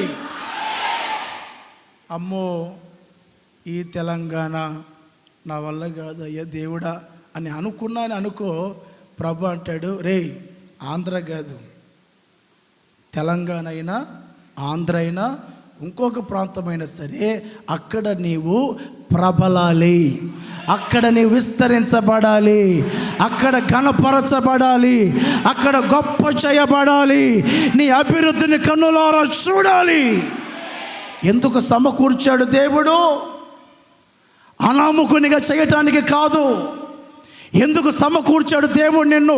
అప్పు సమస్యల చేత, జీవిత సమస్యల చేత, అనారోగ్యము చేత, కోర్టు సమస్య చేత, కుదరని రోగము చేత నలిగిపోవాలని కాదు.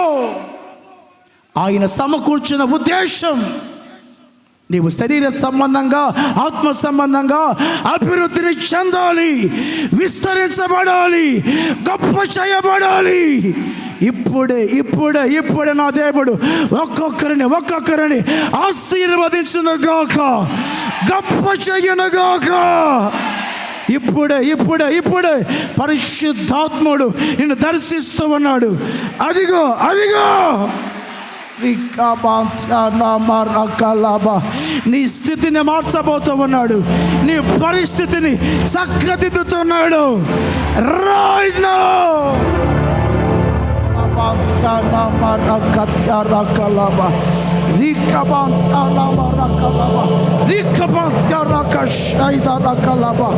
అగ్ని అభిషేకం, అగ్ని అభిషేకం ఒక్కొక్కరిని కమ్ముకుంటుంది.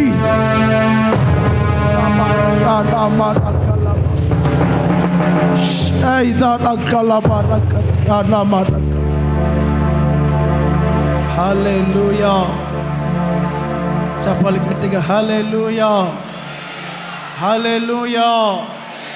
క్రైస్తవులు అంటే అనామకులు, క్రైస్తవులు అంటే చేతగాని వారు, క్రైస్తవులు అంటే ఎందుకు పనికిరాని వారు అని ఎవరు అనుకోకూడదు. శ్రేష్టమైన చక్కటి ఉద్యోగాలతో నా దేవుడు ఒక్కొక్కరి నింపును గాక, నీ వ్యాపారాన్ని ఆశీర్వదించును గాక, నీ కుటుంబాన్ని దీవించును గాక. గట్టిగా గట్టిగా చెప్పాలి, హల్లెలూయా. సమృద్ధి చేత నా దేవుడు నింపును గాక. శ్రమలలో కూడా, కష్టాలలో కూడా ఏమవ్వాలి? మనం అభివృద్ధిని పొందాలి. నిన్ను బాధ పెట్టే మనుషులు ఉంటారు, కురంగదీసే మనుషులు చాలామంది ఉంటారు, నవ్వే వాళ్ళు చాలామంది ఉంటారు, గేలు చేసేవాళ్ళు చాలామంది ఉంటారు, పరిహాసం చేసేవాళ్ళు చాలామంది ఉంటారు. నువ్వు ఎదుగుతూ ఉంటే ఓరవలేని మనుషులు చాలామంది ఉంటారు, నిందలు వేసేవాళ్ళు ఉంటారు, అవమానం అనే రాళ్ళు నీ మీద వేసే వ్యక్తులు చాలామంది ఉంటారు. ఎన్ని రాళ్ళు నీ మీద పడ్డా వాటిని కోటలుగా చేసుకొని పైకి నీవు ప్రబలాలి, నీవు ఎదగాలి. చెప్పు గట్టిగా, గట్టిగా చెప్పాలి, హల్లెలూయా. దేవుడు మనల్ని ఎందుకు సమకూర్చాడు చెప్పండి? అభివృద్ధి పొంది మనల్ని విస్తరింప చేయాలి అని. ముచ్చటగా మూడో మాట చెప్పి ముగిస్తాను, గట్టిగా చప్పట్లు కొడదాం.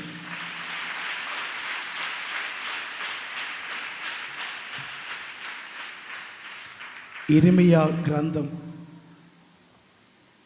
31వ అధ్యాయం. ఇర్మియా గ్రంథం 31వ అధ్యాయం 8వ వాక్యాన్ని చదువుకుందాం.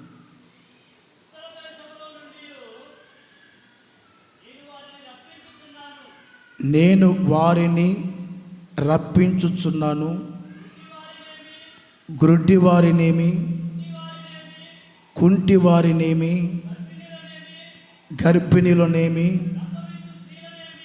ప్రసవించు స్త్రీలనేమి బూది గంతముల నుండి అందరిని నేను సమకూర్చుచున్నాను.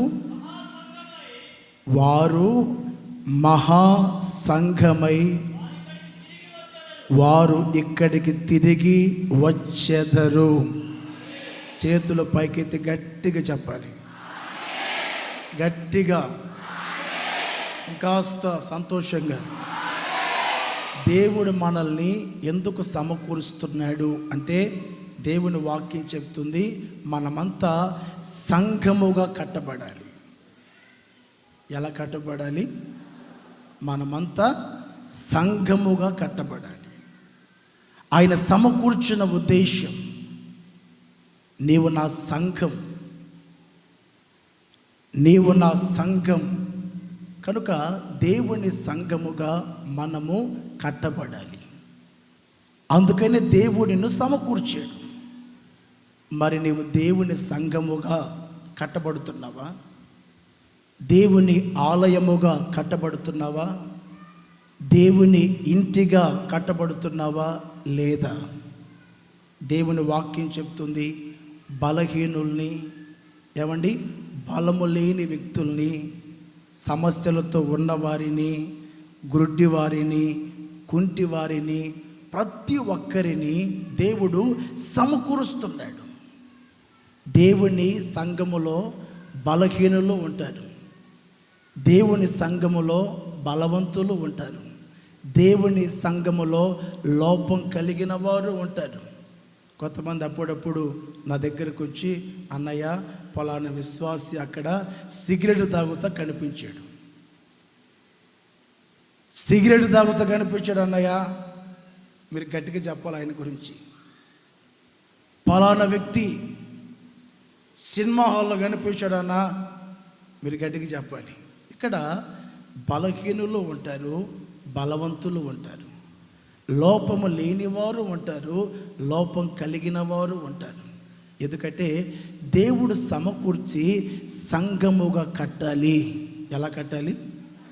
ఒకవేళ నీవు బలహీనుడవైతే ఆయన సంఘముగా కడితే నీ బలహీనతలన్నీ తొలగిపోతాయి, నీ లోపాలన్నీ తొలగిపోతాయి, నీ తుచ్చమైన అభిలాషలు తొలగిపోతాయి, నీ రోత బ్రతుకు మార్చబడుతుంది, నీ పాత జీవితం మార్చబడుతుంది. ఆయన కడతాడు మన సంఘంగా, అందుకనే సమకూర్చాడు. దేవుని దూతలకి కాలుచున్న రాళ్ళ మధ్యలో దేవుడు ట్రైనింగ్ ఇచ్చాడు. కాలుచున్న రాళ్ళ మధ్యలో దేవుడు నిన్ను నన్ను సంఘముగా కట్టాలి అనుకున్నాడు.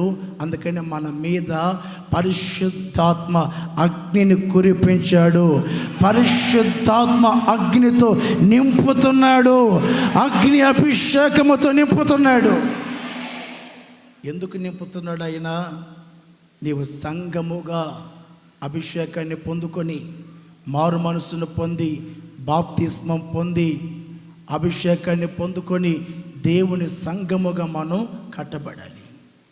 దేవుని సంఘముగా మనం కట్టబడితే ఈ సంఘానికి ఉన్న ప్రాధాన్యత, ఈ సంఘానికి ఉన్న ప్రాముఖ్యత ఏంటి అని వాక్యంలో చూస్తే, అపోస్తుల కార్యములు 14వ అధ్యాయం 27వ వాక్యం. అపోస్తుల కార్యములు 14వ అధ్యాయం 27వ వాక్యం.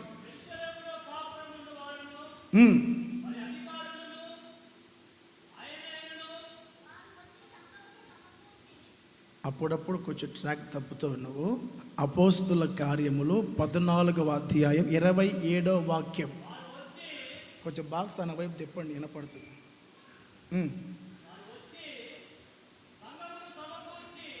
వారు వచ్చి సంఘమును సమకూర్చి, దేవుడు తమకు తోడై ఉండి చేసిన కార్యములన్నీ, తలలు పైకెత్తి నా వైపు చూడాలి. సంఘముగా మనం కట్టబడితే, సంఘముగా మనం స్థాపించబడితే, దేవుని వాక్యం చెప్తుంది దేవుడు మనకు తోడై ఉంటాడు. ఎవరండి? దేవుడు మనకు తోడై ఉంటాడు. దేవుని సంఘానికి దేవుడు ఎందుకు తోడుగా ఉంటాడు? దేవుని సంఘములో దేవుడు ఎందుకు అద్భుతమైన కార్యాలు చేస్తాడు? మహత్తరమైన కార్యాలు ఎందుకు చేస్తాడు? దేవుని సంఘము గనుక. అపోస్తుల కార్యములు 20వ అధ్యాయం 28వ వాక్యములో దేవుడు తన స్వరక్తమిచ్చి సంపాదించిన సంఘం ఇది. ఏ సంఘం అండి? దేవుడు తన స్వరక్తమిచ్చి సంపాదించిన సంఘం. నిన్ను నన్ను సంఘముగా దేవుడు కట్టాలి అని ఆయన రక్తం అంతటిని ధారపోసాడు. ఆమె చెప్పండి గట్టిగా, గట్టిగా చెప్పాలి. ఎవరైనా ఒకరు మనల్ని ప్రేమిస్తే మన కొరకు ఏదైనా సహాయం చేస్తారు, డబ్బు ఇస్తారు, ఇల్లు ఇస్తారు, ఏమండి బంగారు కావాలంటే ఇస్తారు, బైక్ కావాలంటే ఇస్తారు, కారు కావాలంటే ఇస్తారు. ప్రాణం ఇస్తారా? చెప్పాలి. రక్తం ఇస్తారు కానీ ప్రాణం ఇస్తారా? పొరపాటున ఇవ్వరు. చూడండి, దేవుడు నిన్ను నన్ను సంఘముగా కట్టాలి అని ఆయన రక్తం అంతటిని ధారపోసాడు, తన ప్రాణాన్ని మన కొరకు పెట్టాడు. నేను నా రక్తం ఇచ్చి సంపాదించుకున్న సంఘం నీవు కనుక, నా రక్తముతో కడిగాను కనుక నేను నీకు తోడై ఉంటాను. నీవు ఏ మాట పలుకుతావో ఆ మాట నేను నెరవేరుస్తాను. ఆమె చెప్పు గట్టిగా, ప్రైజ్ ది లార్డ్. అన్నయ్య నా కొరకు ప్రార్థన చెయ్యండి, నాకు అసలు మందిరానికి రావటానికి కుదరట్లేదు, బిజీ అయిపోయాను అని అన్నాడు. నేనేమన్నానంటే, సరే బ్రదర్, నీకు తీరిక వచ్చేటట్లు, మందిరానికి వచ్చేటట్లు, బాగా ఖాళీ దొరికేటట్లు నేను ప్రార్థన చేస్తలే అని నవ్వుకుంటూ ఒక మాట అన్నా. ఆ ఉద్యోగం పోతే నీకు తీరిక వస్తుందిలే అని చెప్పా. సరదాగా అన్నానండి, నవ్వుకుంటూ అన్నాను. వారం తర్వాత పేపర్ తీసుకొచ్చి ఇచ్చాడు. ఏంటన్నా ఇదన్నా? మీరు అన్నారు కదా నవ్వుకుంటా, ఏమని? నీ ఉద్యోగం పోతే అని అన్నాను. పోయింది. ఇక నాతోనే తిరుగుతున్నాడు, నాతోనే పరిచయం చేస్తున్నాడు. Praise lord. గట్టిగా చెప్పాలి. ఆయన స్వరక్తం ఇచ్చి సంపాదించుకున్న సంఘం మనం.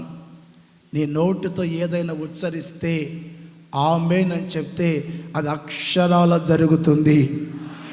గట్టిగా చెప్పాలి. అక్షరాల నెరవేరుతుంది. ఎందుకంటే ఆయన సమకూర్చింది నిన్ను నన్ను సంఘముగా కట్టాలి అని. ఈ సంఘానికి దేవుడు తోడై ఉన్నాడు. ఈ సంఘం ఆయన రక్తము చేత కడగబడిన సంఘం. ఈ సంఘము ఎదుట దేవుని వాక్యం చెప్తుంది. మత్తయి సువార్తమానం 16వ అధ్యాయం 18వ వాక్యం. మత్తయి సువార్తమానం 16వ అధ్యాయం 18వ వాక్యం.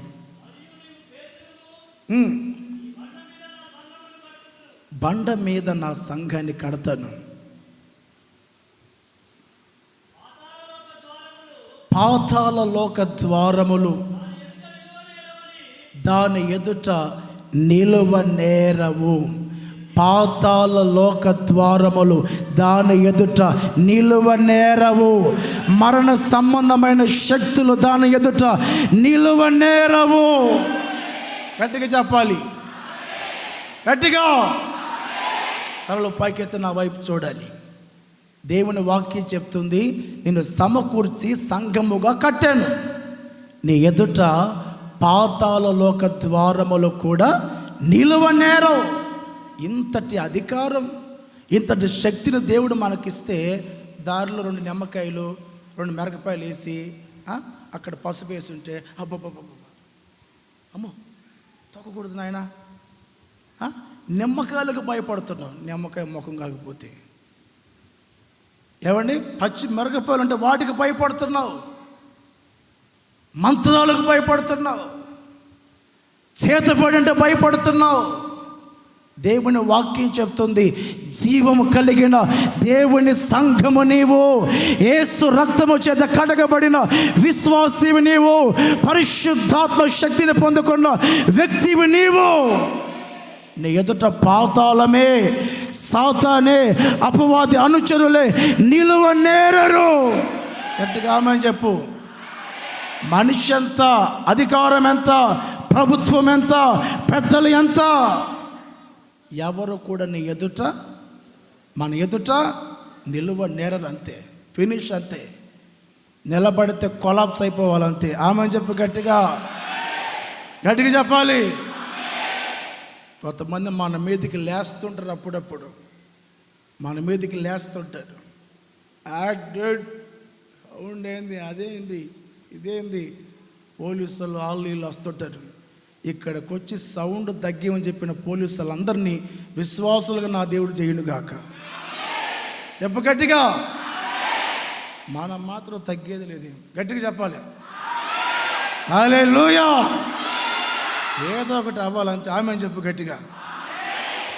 ఈ చుట్టుపక్కల ఉన్న వ్యక్తులందరినీ నా దేవుడు దర్శించి రక్తముతో కడుగును గాక. వేల వేసి విజిలేసి నా దేవుడు పిలుచుకొని వచ్చును గాక.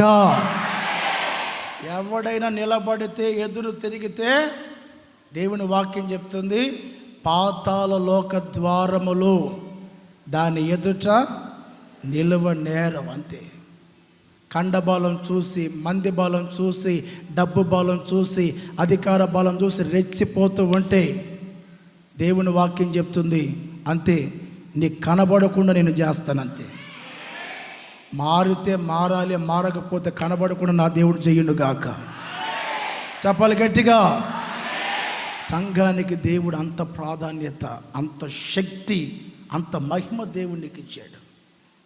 చిన్న బలహీనత రాగానే, చిన్న రోగం రాగానే, చిన్న సమస్య రాగానే, ఏ హాస్పిటల్కి పోదామమ్మా, మల్టీ స్పెషాలిటీకి వెళ్దామా, నిమ్స్కి వెళ్దామా, అపోలోకి వెళ్దామా? అక్క చెప్పండి అక్క.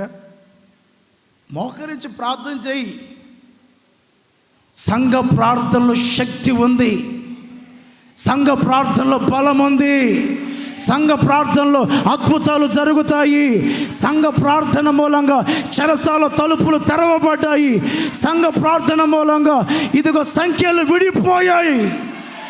నీ సంఖ్యలు తెంచబడవా? నీ భర్త మారలేడా? నీ పిల్లల్ని ప్రభు మార్చలేడా? నీ చేతి పైన దేవుడు ఆశీర్వదించలేడా? ఆత్మను కుమ్మరించలేడా? పరిశుద్ధాత్మను పొందకుండా ఇంతకాలం జీవిస్తూ ఉన్నావు. నువ్వు ప్రార్థన చేయి, ఇల్లు కడతావు. నువ్వు ప్రార్థన చేయి, దేవుడు పిల్లల్ని ఇస్తాడు. నువ్వు ప్రార్థన చేయి, వివాహం జరుగుతుంది. నువ్వు ప్రార్థన చేయి, అన్ని విషయాల్లో నా దేవుడు ఘనపరుస్తాడు. ఎదురు తిరిగితే తొక్కేస్తాడంతే నా దేవుడు. గట్టిగా ఆమేన్ చెప్పు. గట్టిగా. ఇంత శక్తిని, ఇంతటి అధికారాన్ని, ఇంతటి బలాన్ని మనం పొందుకొని, ప్రభువా మీరు చూసుకోండి నాయన, కొంచెం లైట్గా అన్న చేయి ప్రభువా, ఇట్టడి ప్రార్థన చేయకూడదు. మన ప్రార్థనలో ఒక అధికారం ఉండాలి. ఆమేన్ చెప్పు గట్టికి. ఇట్ట కాదు, గట్టికి చెప్పాలి. Praise the lord. నువ్వు ప్రార్థనలో కూర్చున్నావు అంటే, నువ్వు పాటలు పాడితే సాతాను కూడా వచ్చి నీకంటే బ్రహ్మాండంగా పాడుతాను, నేను పాటలో రాగాలు తీస్తాను, సుగుణాల సంపన్నుడా ఆడంటాడు, నీకంటే మంచిగా నేను పాడుతాను, నీకంటే బాగా వాయిద్యాలు వాయిస్తాను, నిరీక్షణ కంటే రాజు కంటే కూడా కీబోర్డ్ బ్రహ్మాండంగా వాయిస్తాను. వాళ్ళేమో కిక్కి అంటుంటారు. ఆడాడే నేను వాయిస్తే మైమరిచిపోతారు. ప్రసంగం చెప్తున్నాం అనుకో, అరే నీకంటే పెద్ద ప్రసంగికుని నేను, ఇంకా బ్రహ్మాండంగా చెప్తా అంటాడు. మనం మోకరించి మోకాళ్ళ మీద ఉండి ప్రార్థన చేస్తే మన దరిదాపులు కూడా ఉండడంతే. గట్టిగా చెప్పు. సంఘము ఎదుట ఎవడు కూడా నిలువ నేరడు. నిలబడటానికి ఎవరు శక్తి సరిపోదు. నేను సమకూర్చింది ఎందుకు చెప్పాలి. ఎందుకు సమకూర్చాడు ఆయన? సంఘముగా నీవు కట్టబడాలి. Praise the lord. ఈ మాటలన్నీ కూడా మీ వినికిడిలో, మీ హృదయములో నా దేవుడు స్థిరపరచును గాక, ఆశీర్వదించును గాక. హల్లెలూయా, హల్లెలూయా. అందరూ లేచి నిలవబడండి. ఒక చిన్న ప్రార్థన చేసిన